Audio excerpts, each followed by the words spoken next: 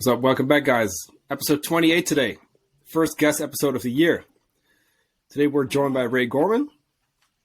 And actually, this episode, I kind of want to move the introduction to Kristine a little bit because you know him a little bit better. Yeah. So go ahead, Kristine. Yeah, so this is Ray. Me and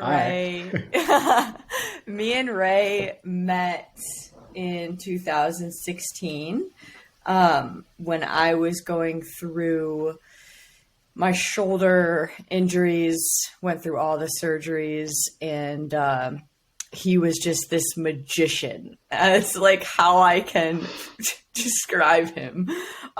This magician who got me back to the point where I could compete again. So after 4 shoulder surgeries, I was able to get back, and up until now, I've had 0 issues. So that's how we originally met each other. But Ray, why don't you give us a little bit of a background on yourself? Yeah, so I am a physical therapist by trade. I don't really practice clinically much anymore, but I've kind of, niched my career in the fitness space. So 2008, I started CrossFit, went through my wannabe competitor stage, where I thought I was way fitter than I really was. Competed in my claim to fame is I competed back when it was sectionals, right? So that's thing. long. Yeah, old school shit. Yeah, that was fun though. And then opened a cash-based clinic out of a CrossFit gym where I was kind of working with a lot of barbell athletes, a lot of fitness athletes, a lot of recreational athletes, and clients that really had already made the jump into fitness and healthy habits and healthy behaviors. And my job was to make sure that they could maintain those things. And that's been something that I've always been passionate about, was pumped and, stoked to get synced up with Kristine, and we actually got to meet in person once. That was fun. Oh yeah. And then we kind of reconnected, last year. And, now I'm kind of doing a little bit more personal leadership, business development, and really I teach coaches and rehab professionals how to take their in-person process online just to kind of break through some of those trading time for money traps and being able to go on vacation without worrying about your revenue or your income. And so I'm stoked to be on here to talk about kind of all things that tie together in life. That's awesome. Cool. Okay, hold on. I got to tell a quick story. Okay. Sure, go ahead. I was living in Salt Lake City at the time. Yeah. And Ray, you were out there for what? I was out there for a seminar. Yeah, I was teaching a seminar. Yeah. So we're like, obviously we have to meet up. So we met up, and he was with another guy as well. Yeah. And we went out for dinner, and was I dropping you off at the airport after? I forget where I was dropping you. You dropped me off at the airport, and I don't know if I'll ever go in a car with you again because it was pretty scary. What happened? I turned. I don't know where the heck we were. You made a left-hand turn going into oncoming traffic or something that. On an one way, I went the other way. Yeah. And I was like, well, I mean, I almost just killed you. You basically saved my life. I almost just killed you. I'm so sorry. Yeah, we made it though, right? It grew our bond closer. So. It did. I was like, wow, it's really, really good first impression on in person there. Yeah, that was good though. Yeah. So like Ray said, like one thing I wanted to talk about with Ray was this concept of work-life balance. Because this is something that, Ray, your video is off. My video's off? Yeah, I think it might be your Riverside. Yeah. Oh, okay. We'll pop back on. That's cool. So this concept of work-life balance, and I want to talk about this because I get asked this question, like when I'm doing Q&As and stuff, I get asked this question a lot, like about just work-life balance and how to go about that. And it was something that so me and Ray, again, like you said, years later, we linked up.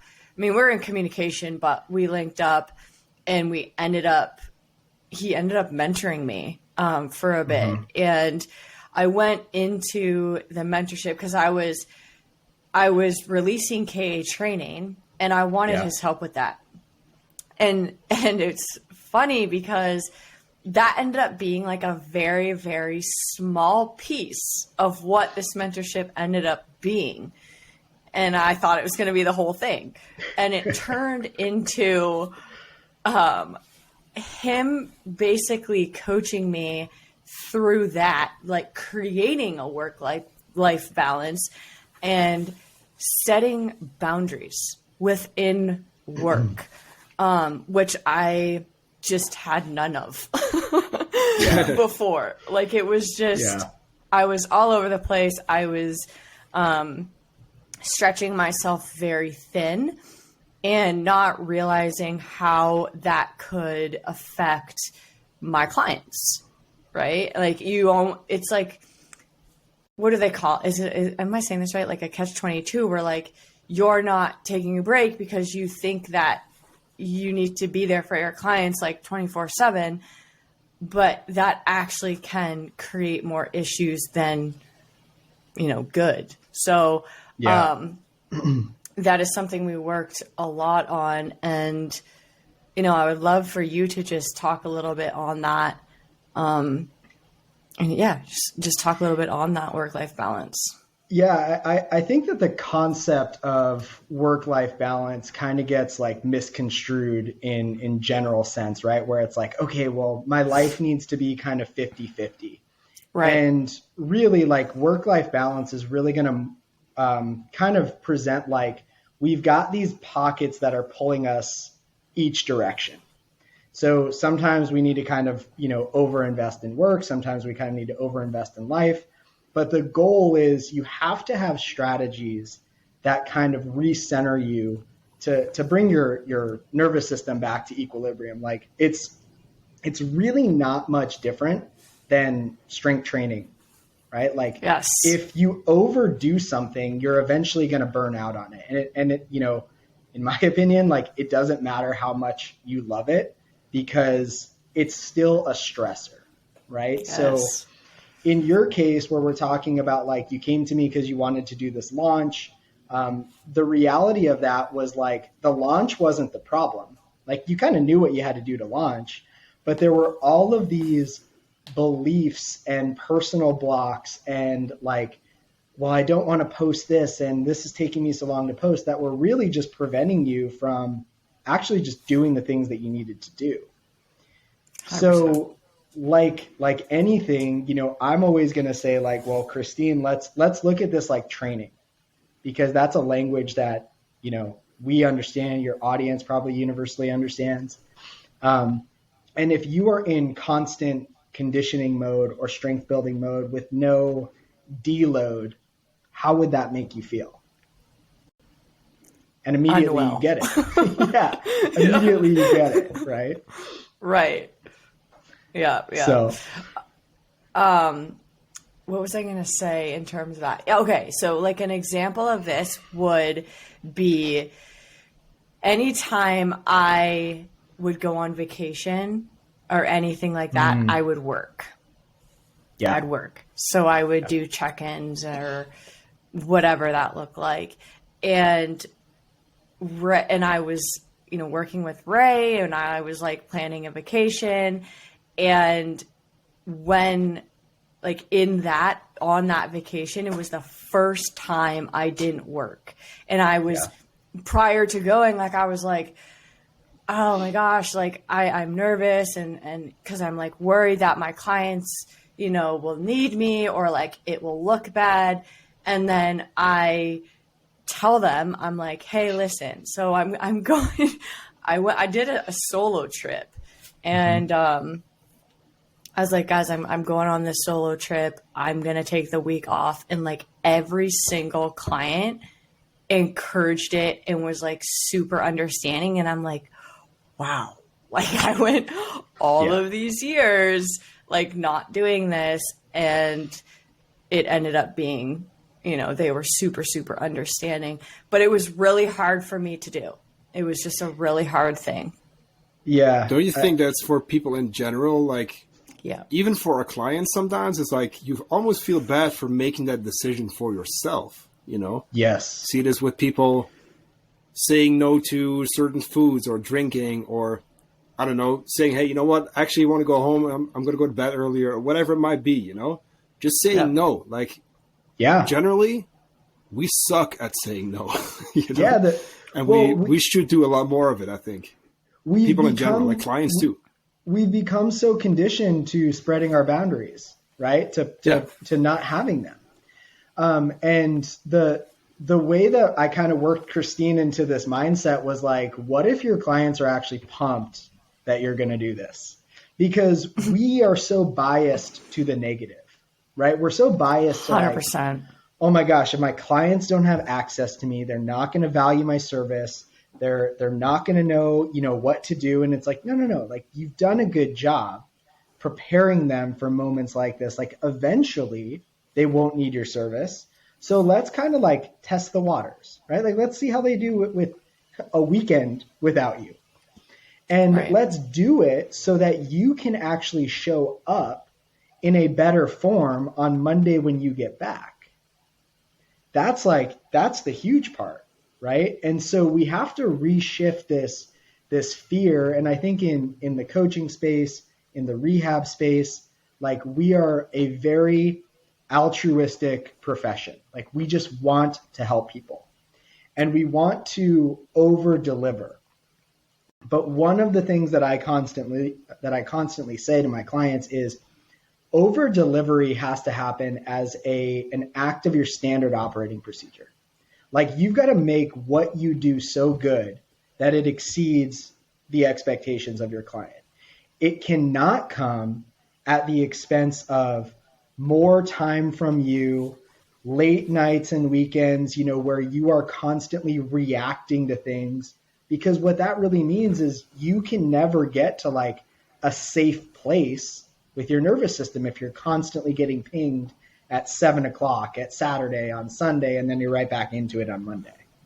It's hard. Yeah. And this is like, it can work with anyone, like general pop. Like, I'm thinking I had a client who, had, like Johan said, like, she couldn't say no.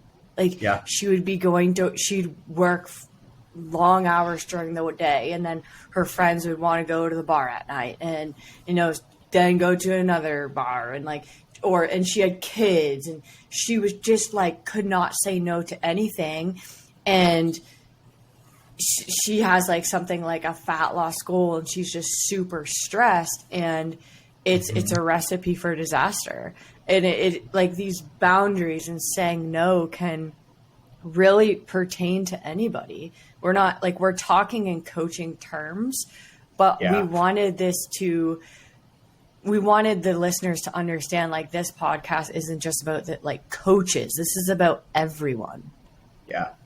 I think in the case with that client, you know, we have to, just like with you, right? It was like you were having trouble posting or restricting kind of access to you at times where you were meant to be off. And it's like, we have to ask the question, you know, to your client in this case, like, why do you think you struggle with saying no?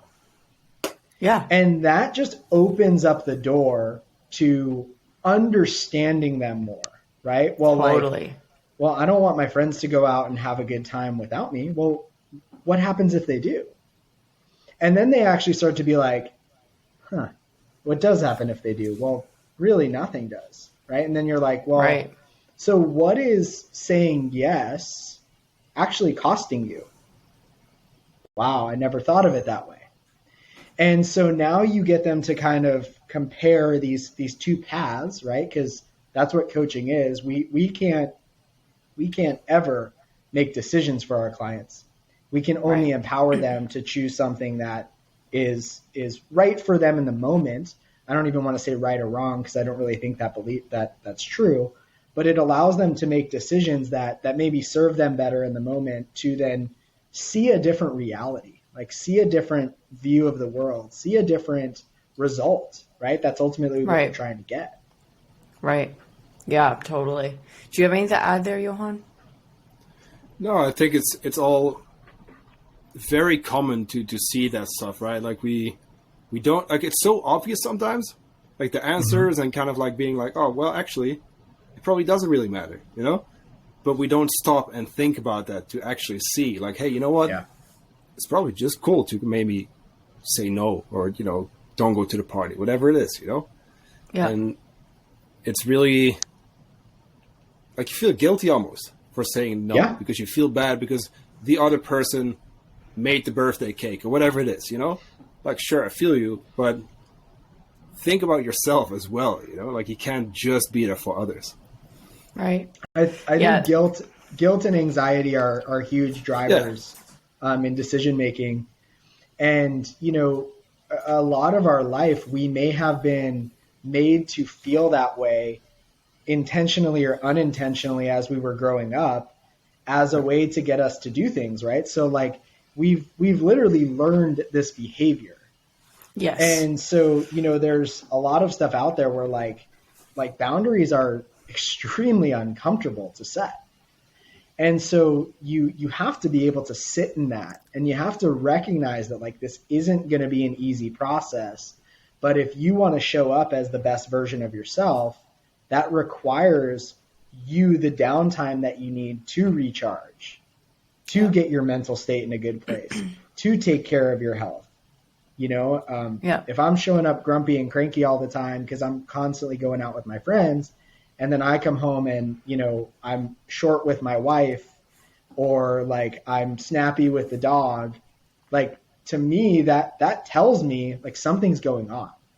Right. Like, I'm burning myself out elsewhere, and it's not, you know, anything my wife's doing. It's not anything the dog's doing. It's like something is going on for me that I need to take a big picture view of and be like, holy crap, like, you worked, you know, 60 hours this week. Like, what's going on? There's always stuff to be done. That's the other problem.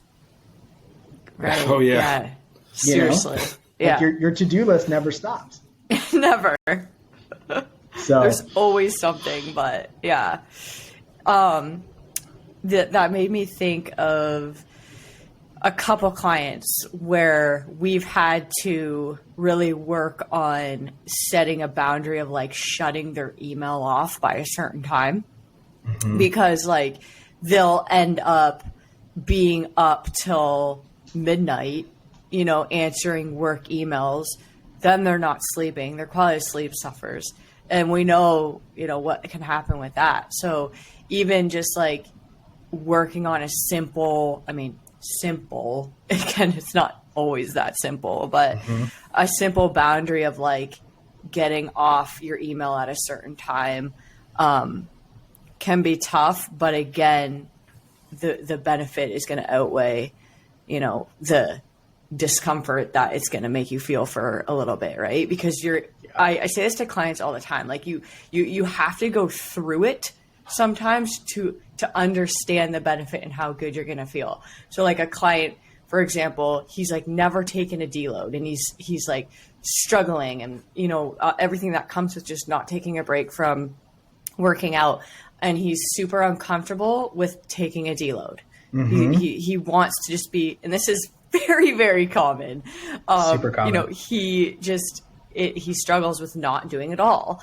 And I'm like, you educate them on, like, what a deload is and all of that, but it's still, until they actually reap the benefits and see how good it makes them feel, are they actually going to, like, believe in that sometimes, you know? And they have to kind of go through and sit and lean into that discomfort.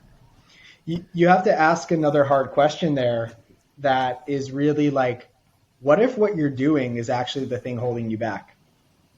Because they don't see it that way, right? They see constant work, constant effort, because work is how you get results. But again, we know that like building in the gym, right? You have to put in the work to get the breakdown, but you equally need the recovery to get the benefits. Right, exactly. This is something I wanted to bring up in the beginning when we just started, when you talked about CrossFit and working through, out of the CrossFit gym. I was going to say, like, you must have been busy because I mean, it's cool that we all three come from CrossFit. Like, we all know like the culture, and I honestly, like, I haven't done it in a while, but I love it because I've like, that's where I come from, like that's where the majority of my fitness journey kind of really like started to take off and shit. I was never like an athlete or whatever, but I had the fantasy for a while, You at didn't least compete in sectionals wise. one time? Like me? No, I did the open, but like, why I'm bringing this up is like, it's so common to walk into the gym. Hey, what's up? How are you? How are you? Yeah, my back is fucked. My shoulder is in. Like, it's a culture of like going hard, and 3 workouts is better than 2 in one day. And rest days are okay. Well, rest day, I'm gonna row a marathon. Yeah. Like, it's like, no, you gotta fucking sit on the couch and don't do anything. You gotta chill, right? Yeah, and it's hard. I still see that, and it's not really changing either. Like, I feel like you almost have to go through that where you do like hit a wall. You either get sick or injured, and you have to stop. I just onboarded a client who has been training CrossFit a lot, and she told me like, well, when COVID hit, I was kind of forced to take like a deload, and it was great. Yeah, because her injuries went away. Yeah, and I told her like, COVID sucked, but that's actually for your body and injuries. Like, that was a good thing, Yeah. So it's hard to like realize that for someone. I feel like you can educate them as much as you want, but still they'll be like, I still kind of want to like do that second workout today, or I'll do some accessory work or like do whatever, We don't learn through education. We learn through experience. Yeah. And 100%. So I do think that it is easy to say, well, if you do this, you're going to feel that way. And then the person's like, I don't think I ever will. Right? Like, because they don't have the experience to draw from. And so it's not until that actually becomes true. And like, I would experience this all the time with clients as a physical therapist, where it's like, they start to feel good and they think they're better. And it's like, well, hold on. We are actually at a mismatch of where your skill is at and where your capacity is at, right? Like, for me, I personally just started going back to a CrossFit gym like 2 weeks ago. My skill level is way higher than my capacity. I can still do muscle ups, handstand push-ups. I can still lift heavy, but I probably shouldn't try to figure out my top end of those things until I have built a little bit of workload to get back into the gym.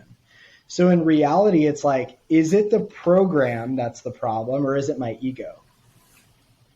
So I think what we really need to educate on is like the rate at which somebody should perform a workout, right? Not really the modifying of the workout itself, but like, hey, I want you to take this workout at 80% because this is actually a building workout, not a testing workout.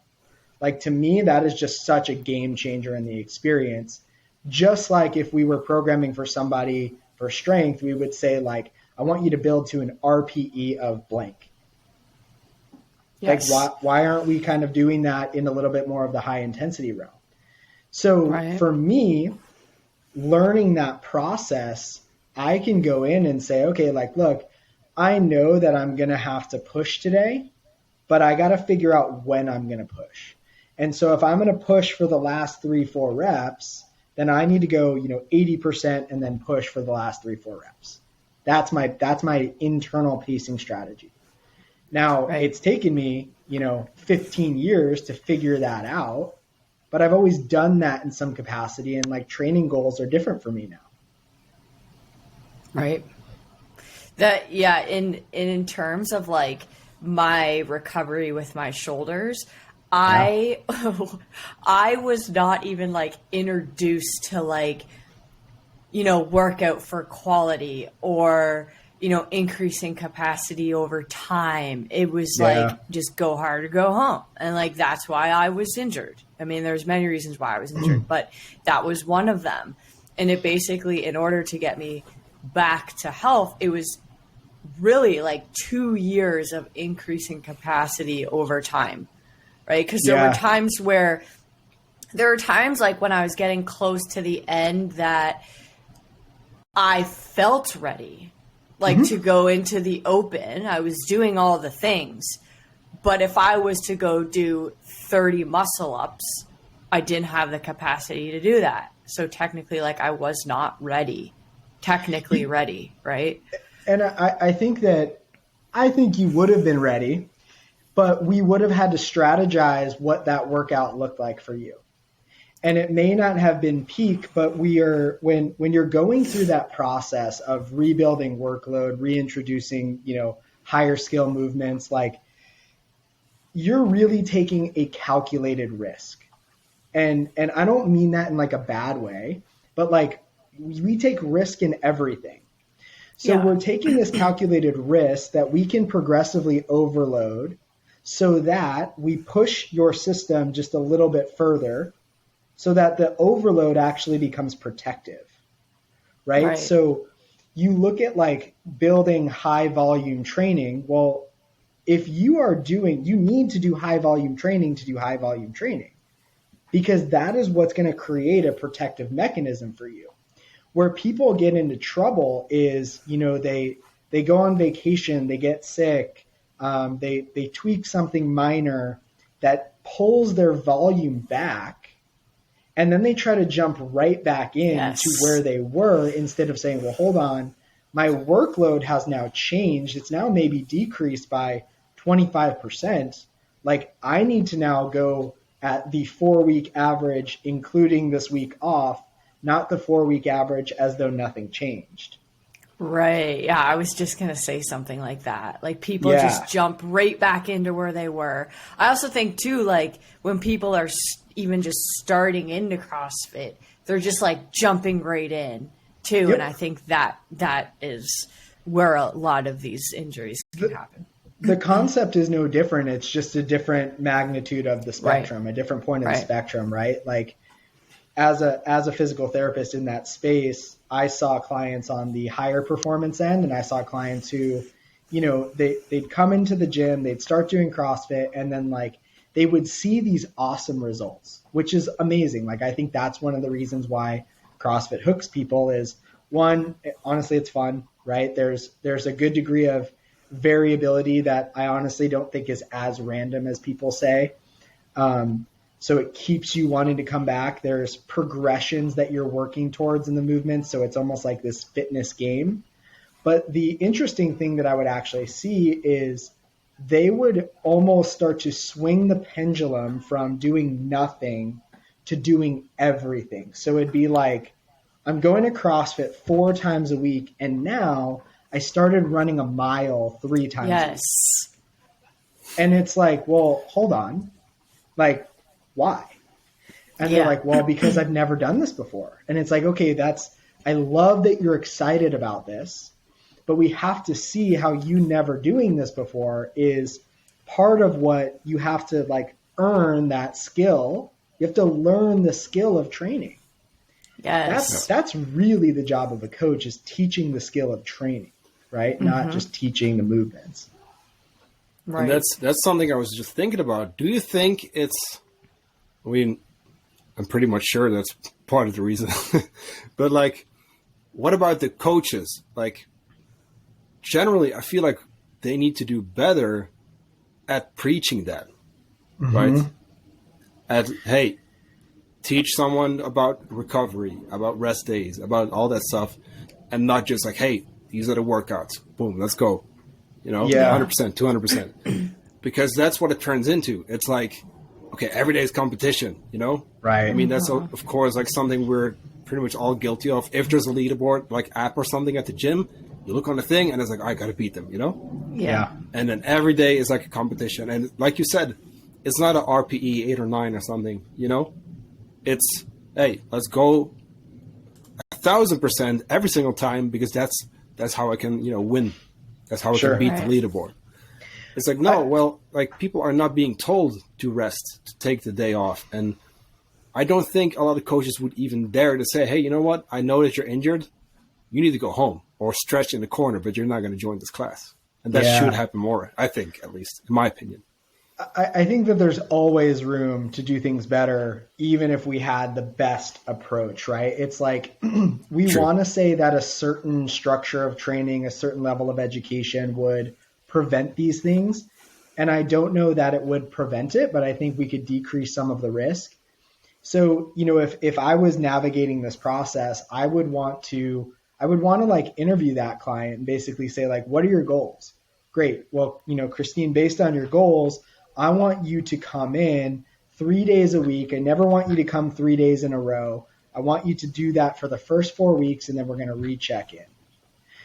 Conversely, you know, I would probably also have a 4 quality workout that kind of lived on a weekly basis that was very easy for my members who were beat up to kind of just lateralize to and say, look, the intensity isn't really what you need today. I'm so glad that you came to the gym though, because I think that's really important for you. Perform this workout kind of as the class is going, and I'm here to help you out. The thing that I'm kind of noticing is there's just not a lot of structure in that process, right? Like there's not a lot of structure in that beginning process. And I think part of that is because like, I don't know if it's that there doesn't have to be, because the model is quote unquote working, right? The business model is quote unquote working. But when I've tried to help gyms kind of incorporate some of these operational processes, they start out great. And then I think they get perceived as like a clog. They get perceived as like they're slowing down the process. We're losing clients because of it. Like clients aren't valuing it. So it's hard to place that blame when you're also like figuring out how to keep the lights on and keep the doors open. True. Totally. And so you've got to approach it from a like, what's the first thing we can implement and work our way backwards, you know? So a model for me that always worked really well was like, if I see this, then I check that. So if I see somebody struggling with a deadlift, you know, the first thing that I maybe want to check is their range of motion. Then I want to move them to the next tier of like, well, let's look at your technique. Let's audit your volume. Is it an issue of strength? Is it an issue of endurance? But I've got to, like, if I just come in and say, okay, Johan, we're going to look at your range of motion, your strength, your endurance, all these things, and you're kind of just like a novice lifter, you're like, well, hold on.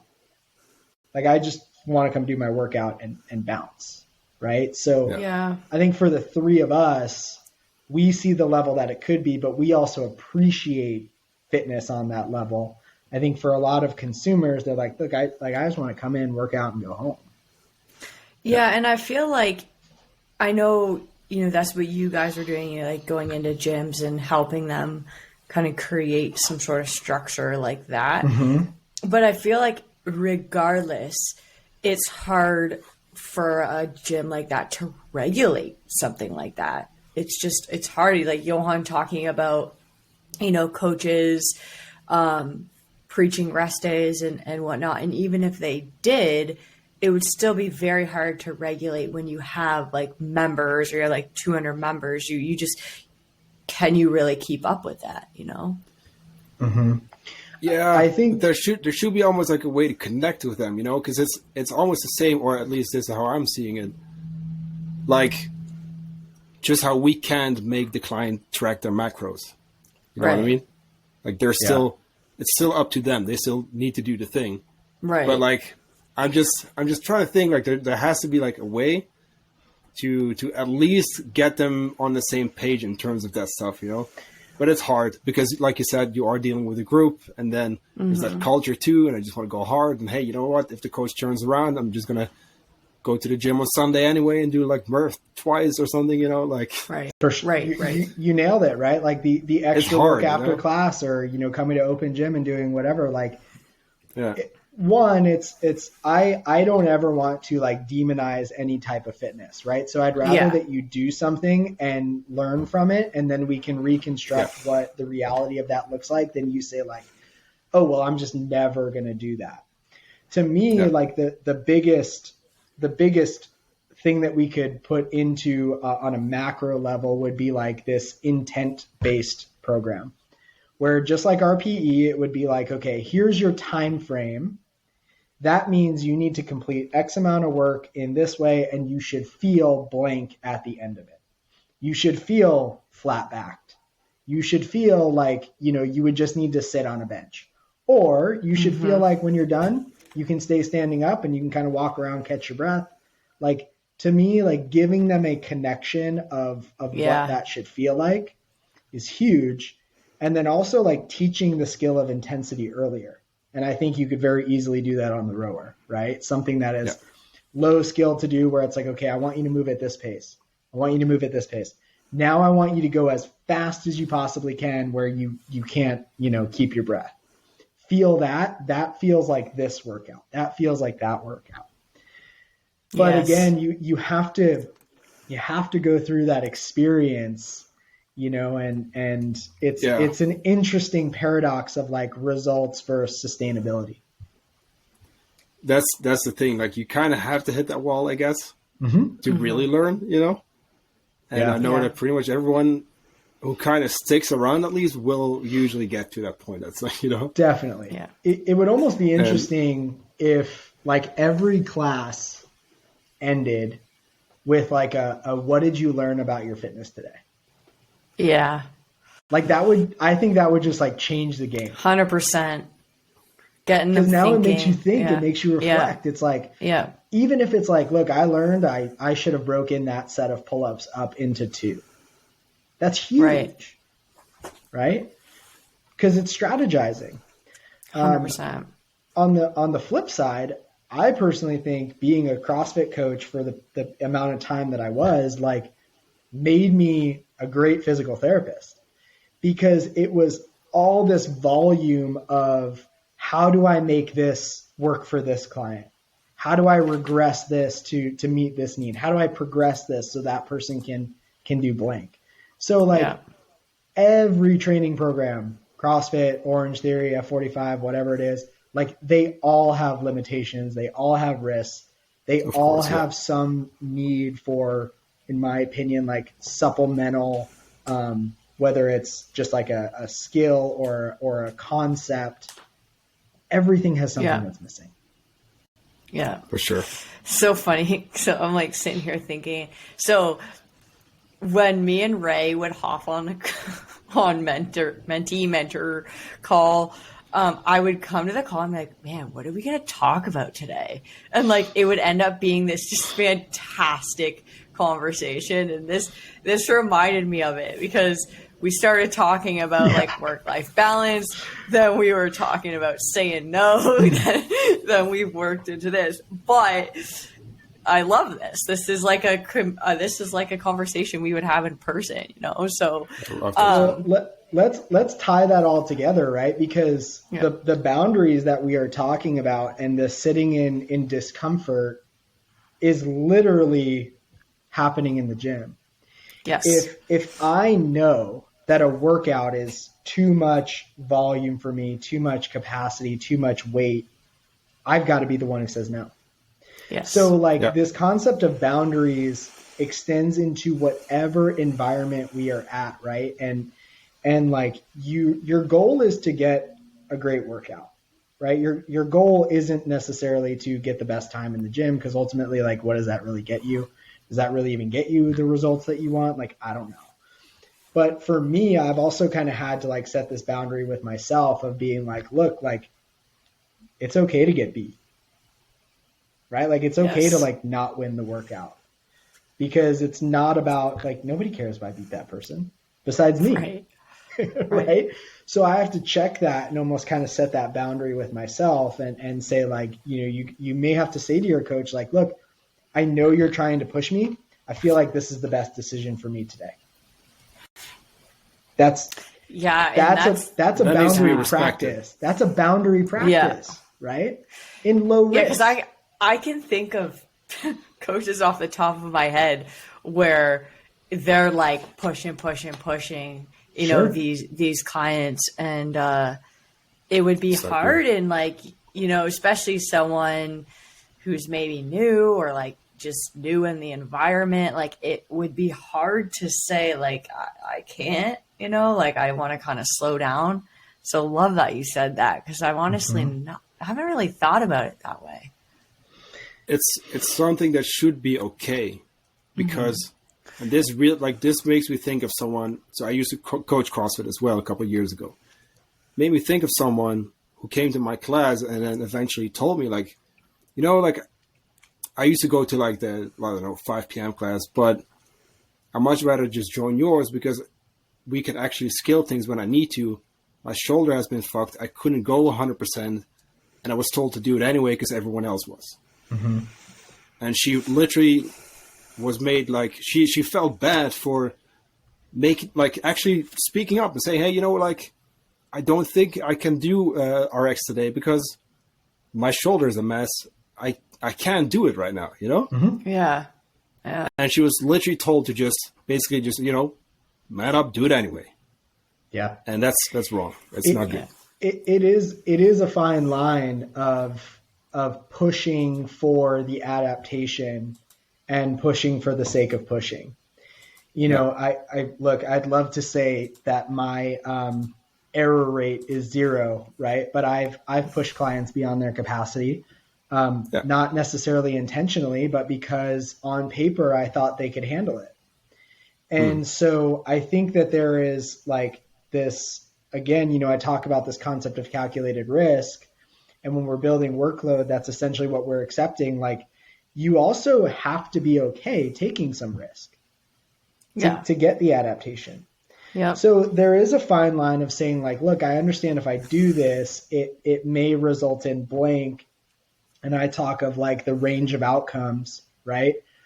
Where on that, I don't want to take something that has a low probability of outcome, right? But I understand that it's there, you know? Yeah. So when somebody does flare up, let's say in the rehab process or working with a client, like that's also not necessarily a bad thing.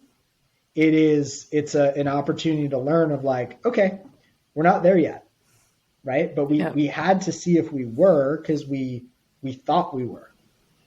So there's like this paradox of do we live in this safe zone, or do we, you know, periodically prepare to explore beyond it? And I think that's the key. Like you have to earn the right to explore beyond that. Yeah, For sure. love that. Let's, Go ahead. I was going to say, let's actually transition in like the food side of things. Yeah. Because that's definitely going to play a huge role too in terms of like recovery and all that. And I mean, we still see CrossFitters avoiding carbs because they think that's bad, you know, so let's actually talk about that. And I mean, the undereating part, like not getting enough fuel for your training, not being able to recover, and like, you know, overtraining, under recovering, like, is it overtraining or is it usually under recovering in most cases, you know? Oh, that's a great question. Sometimes one, sometimes the other, sometimes both.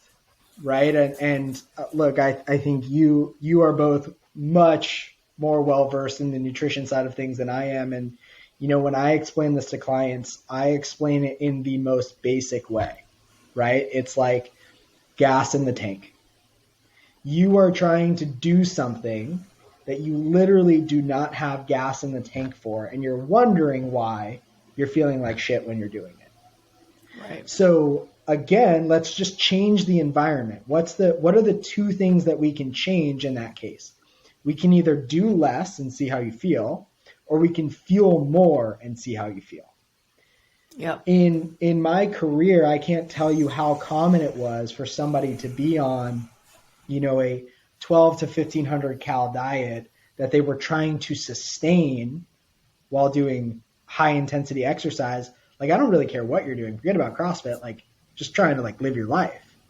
Right. So it's almost the same way that, again, we bring it back to training. Like, You guys want to do a refuel and then a cut. And then you want to do a refuel and a cut. And we want to try to figure out like, what's that sustainable maintenance period? What's a surplus get us? What's a deficit get us?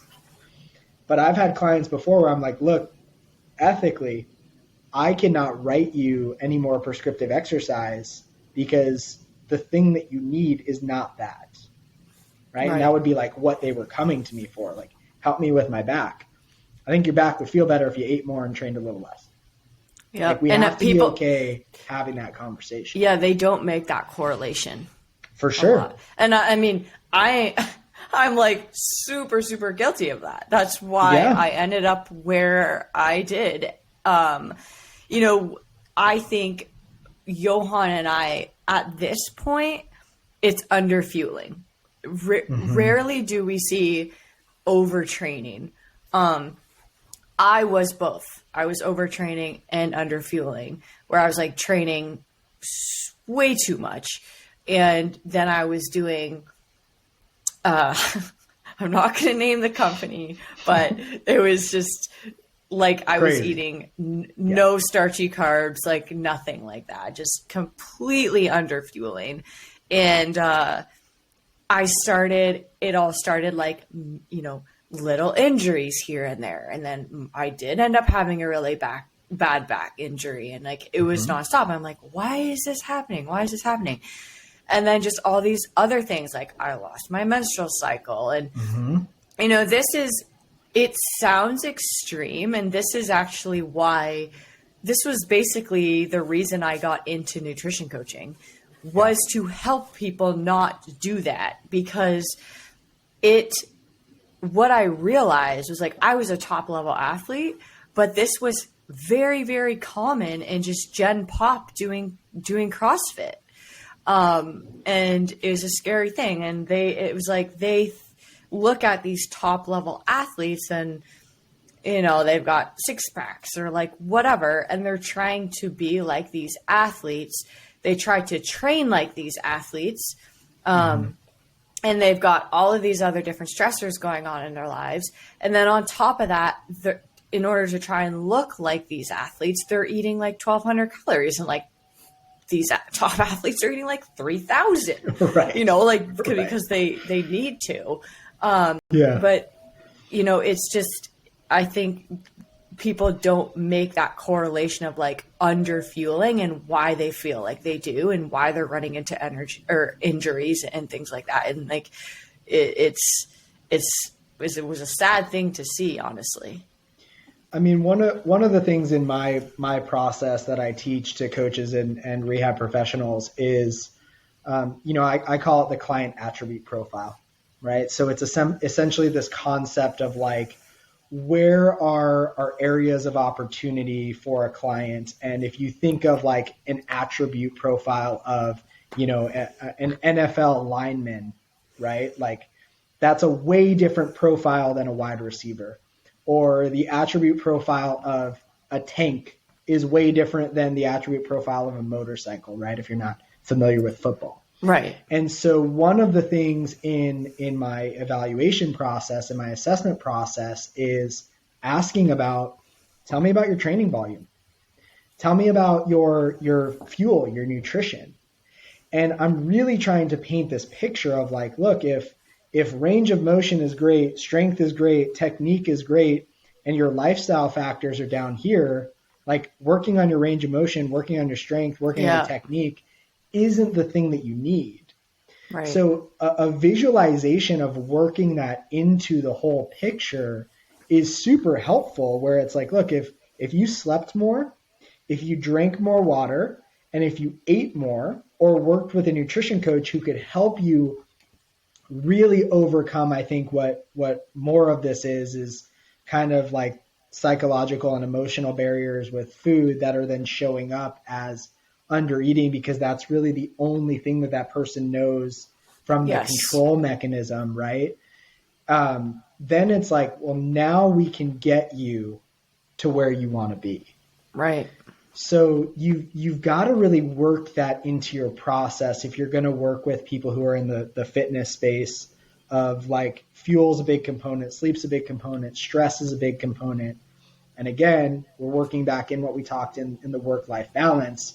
Like if I've got somebody that has a super, labor intensive job, fitness might need to look a little different for them because they are physically active. And so now it becomes, how do we structure fitness for you so that you can maintain your occupation? Yeah. Right. Like you're already burning through so many calories. Like you don't need the manufactured exercise or intensity or activity. It's interesting when you start to look at a bigger picture. Oh yeah. Like different chapters of your life, you require different approaches when it comes to training for sure. Yeah. Like, I mean, I have clients that are in so many different, chapters of their lives, and even just working with them for so many years and going through different chapters with them, there are times where we pull back, for sure. They're going through a lot of stress in their work life, in their home life.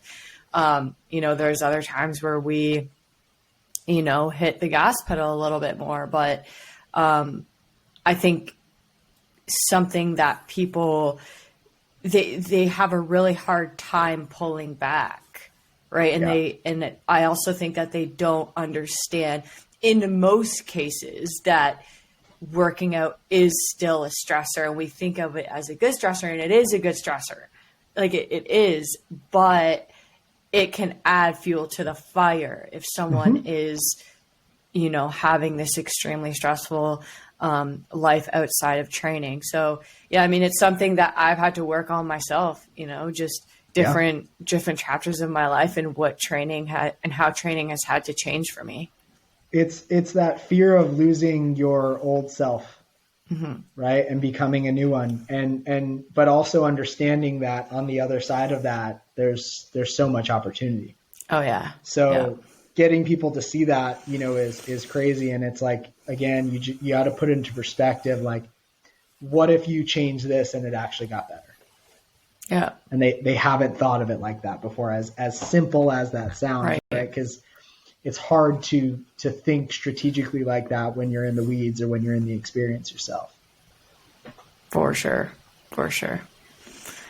Well, anything you want to add, Johan? I think we're good. I think this was great, honestly. Because I know we're coming up to the hour as well. We touched on exactly what you wanted to talk about, but more. A lot of stuff that honestly, I kind of wanted to talk about, like, since we started, because I come from like the CrossFit space as well. You obviously too. And like, I've been thinking about that. It's like, we need to kind of get that out there, for people to get, like, listen to, and not just from me, not just from Kristine, like more people, because it is really in that culture, and if you actually want to progress, you got to do the boring stuff, drink a little more, more water, sleep a bit say more, no, those kind of things. Say no. Yeah. like take a rest day, Yeah. Everything's sustainable. It's really cool. Everything's sustainable, but you got to figure out, how do we make it sustainable? Right. That's the key. Yeah. Yeah. And I really like this conversation, man. So thank you also for your time. Thank you for having me. It's been great. Do you have any important updates? Like, where can people find you? Like, share a little bit about yourself, like what's coming up. Yeah, best place you can find me. And if you want to chat, shoot me a DM on Instagram, Ray Gorman DPT. If you're interested in learning a little bit more about what I do in my current business, my current profession, you can head to my website, which is engagemovement.com. And I love connecting with new people. So, you're going to get a message from me when you follow. So feel free to keep the conversation going. Awesome. Thanks, I'll Ray. make sure to link that all. Go ahead, sorry. I was just saying thanks, Ray. Oh, yeah. I was going to say that let's link that below as well for the listeners. Thank you once again. And we will see you next week.